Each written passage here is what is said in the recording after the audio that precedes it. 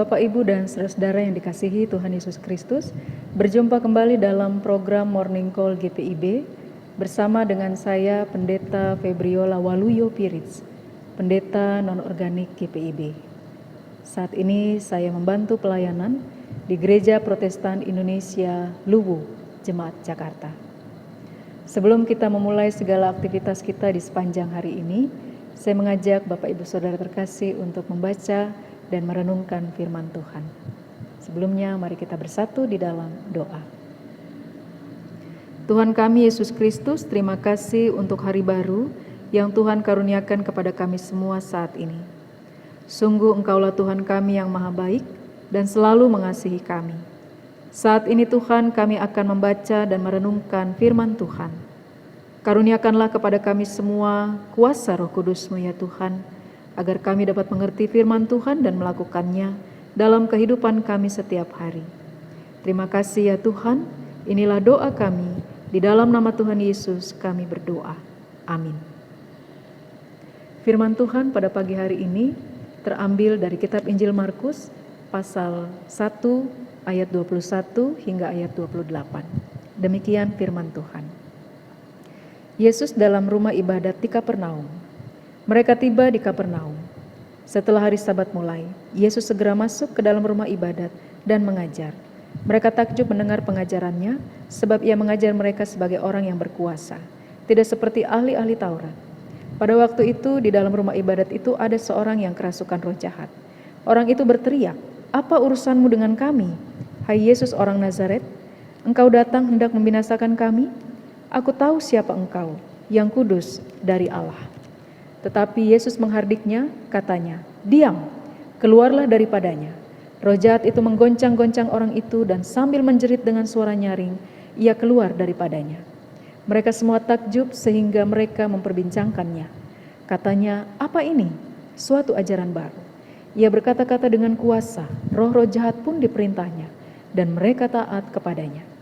Lalu tersebarlah dengan cepat kabar tentang dia ke segala penjuru di seluruh Galilea. Demikianlah pembacaan firman Tuhan.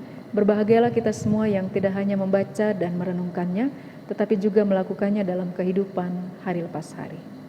Terpujilah Kristus. Bapak, Ibu, dan saudara terkasih, dalam pembacaan firman Tuhan kita pada saat ini menjelaskan kepada kita bahwa setelah Tuhan Yesus memanggil murid-muridnya yang pertama, maka tibalah Tuhan Yesus dan murid-muridnya di Kapernaum. Saat itu mulai hari Sabat. Tuhan Yesus segera masuk ke dalam rumah ibadat dan ia mengajar di sana. Kehadiran Tuhan Yesus di dalam rumah ibadat itu ternyata membuat banyak orang menjadi takjub. Apa yang membuat mereka menjadi takjub terhadap Yesus? Di dalam pembacaan kita saat ini memperlihatkan kepada kita beberapa hal. Yang pertama, bahwa orang-orang menjadi takjub ketika mereka mendengarkan pengajaran Yesus. Mengapa demikian? Karena Yesus menyampaikan pengajarannya dengan penuh kuasa. Dan kuasa yang dimiliki oleh Yesus adalah kuasa yang berasal dari Allah. Sementara para ahli Taurat, mereka mengajar bukan dengan kuasa yang berasal dari Allah, tetapi dari diri mereka sendiri. Mereka mengajar hanya ingin menunjukkan kemampuan dan pengetahuan yang mereka miliki di hadapan orang banyak. Tetapi setiap pengajaran yang disampaikan Yesus membuat banyak orang menjadi takjub. Tentunya hal ini tidak hanya memperlihatkan kemampuan Tuhan Yesus berbicara dan juga mengajar di depan banyak orang, melainkan karena ada kuasa Allah di dalam diri Yesus. Tuhan Yesus tampil mengajar dengan kata-kata yang penuh dengan kuasa dan tindakannya yang menyelamatkan. Tuhan Yesus mengajar dengan kuasa yang berasal dari Allah dan firman Tuhan yang disampaikannya memiliki kuasa untuk mengubah hati dan juga kehidupan orang-orang yang sungguh-sungguh beriman dan percaya kepadanya. Kemudian yang kedua, orang-orang menjadi takjub akan tindakan Yesus yang mengusir roh jahat dari tubuh seseorang yang pada saat itu juga ada di dalam rumah ibadat dan mendengarkan pengajaran Yesus. Roh jahat itu tahu betul bahwa Yesus adalah yang kudus dari Allah. Roh jahat yang merasuki orang tersebut tidak menghendaki kehadiran Yesus pada saat itu. Namun, roh jahat itu tidak memiliki kekuatan maupun daya untuk menolak maupun melawan perintah Yesus yang menyuruhnya keluar dari tubuh seseorang yang dirasukinya. Roh jahat tidak mampu mengganggu dan menghalangi Yesus. Orang-orang menjadi sangat takjub karena melihat ada kuasa Allah bekerja di dalam diri Yesus, di dalam pelayanan yang saat itu ia lakukan. Baik ketika Tuhan Yesus mengajar mereka maupun ketika Tuhan Yesus mengusir roh jahat. Yesus mengusir roh jahat hanya dengan kata-kata, bukan dengan kekuatan lain, sebagaimana yang dilakukan oleh orang-orang pintar pada masa itu.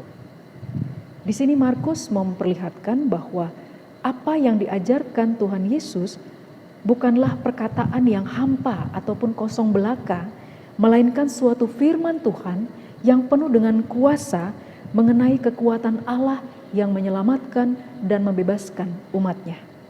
Di dalam diri Yesus terungkap kuasa dan juga kekudusan Allah sendiri. Pengajaran dan tindakan Yesus menampakkan keilahian dan juga kuasa Allah.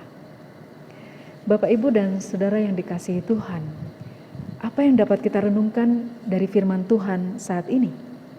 Yang pertama, Bapak, Ibu, Saudara, dan saya, kita semua dipanggil untuk membuka diri dengan memberikan otoritas penuh kepada Tuhan atas kehidupan kita. Sebagaimana Tuhan Yesus mengatakan di dalam kitab Injil Matius pasal 28 ayat 18. Kepadaku telah diberikan segala kuasa di sorga dan di bumi. Tuhan Yesus telah menyatakan kuasanya yang besar atas kehidupan ini. Namun, apakah kita telah sungguh-sungguh memberikan otoritas penuh kepada Tuhan atas kehidupan kita?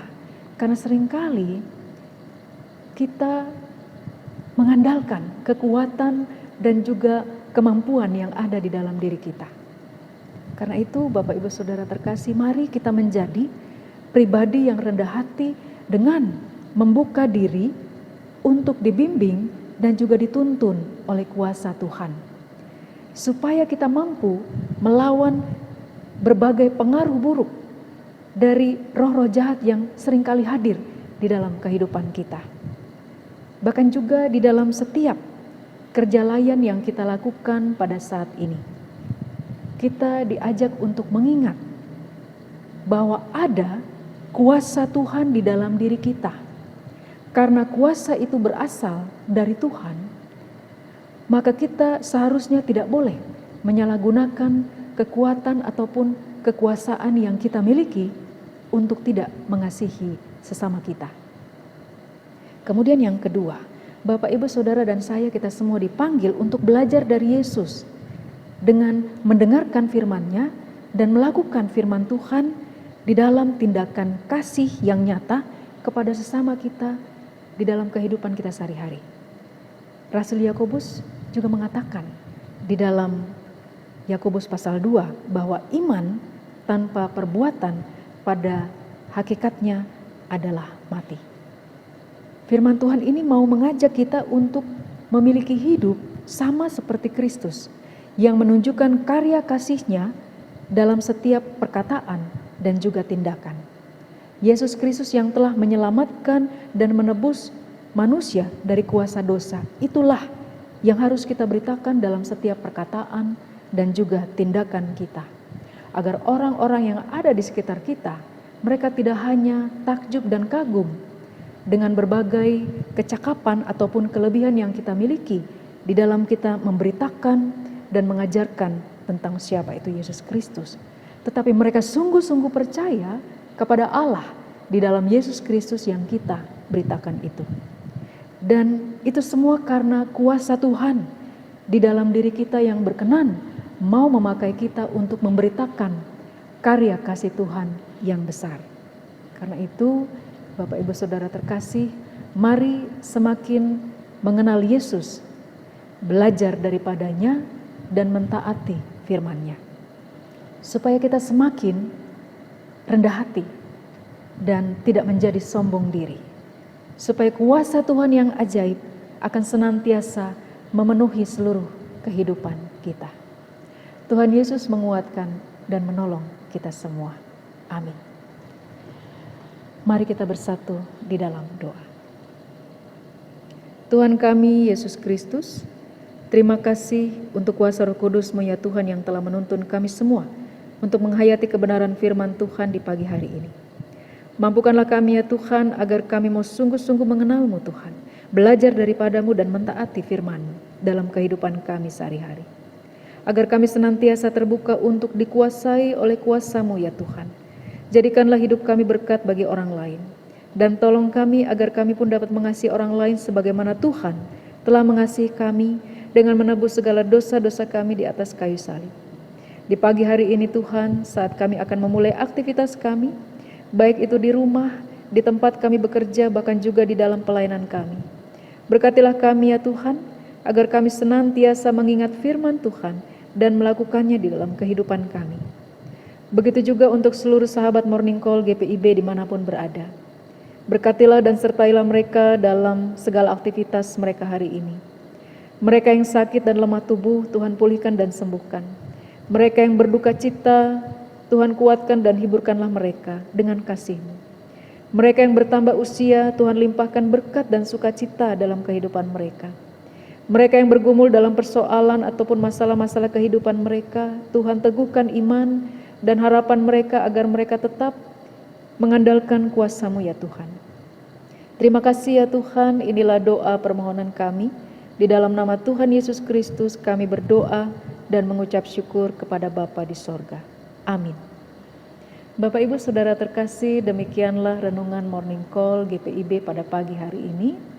Selamat beraktivitas, Tuhan Yesus memberkati kita semua. Shalom.